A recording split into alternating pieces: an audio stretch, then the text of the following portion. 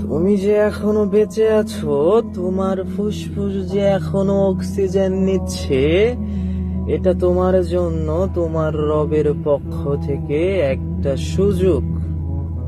আর এই সুযোগের একমাত্র দাবি হলো নামাজ। পৃথিবী ধ্বংস হয়ে যাক, আপনজনরা পর হয়ে যাক, চারপাশ ভেঙে চুরমার হয়ে যাক, যতক্ষণ তোমার দেহে প্রাণ আছে ততক্ষণ নামাজ তোমাকে পড়তেই হবে।